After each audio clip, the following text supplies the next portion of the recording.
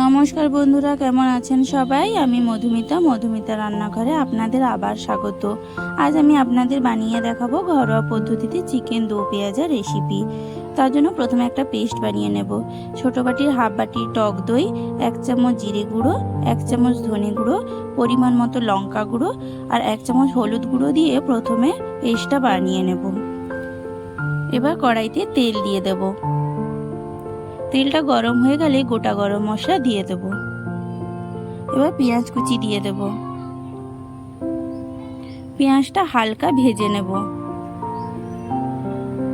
পেঁয়াজটা হালকা ভাজা হয়ে গেলে রসুন বাটা দিয়ে দেব।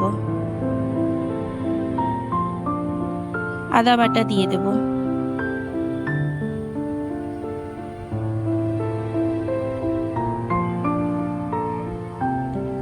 টমেটো বাটা দিয়ে দেব।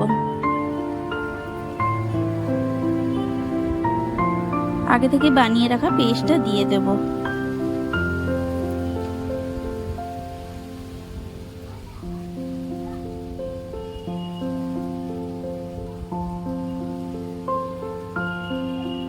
সামান্য একটু জল দিয়ে মশলাটা ভালো করে কষিয়ে নেব। মশলাটা ভালো করে কষানো হয়ে গেলে যখন তেল ছেড়ে আসবে তখন চিকেনগুলো দিয়ে দেব।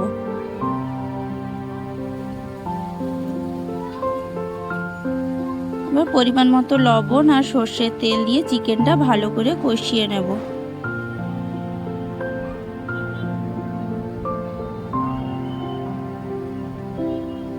চিকেনটা ভালো করে কষানো হয়ে গেলে ঢাকা দিয়ে রেখে দেবো 20 মিনিট।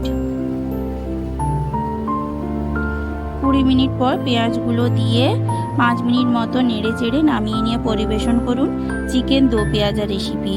আমার এই রান্নাটা কেমন লাগলো অবশ্যই কমেন্টে জানাবেন আর এই রকম আরও ভিডিও পেতে আমার চ্যানেলটা সাবস্ক্রাইব করে দেবেন।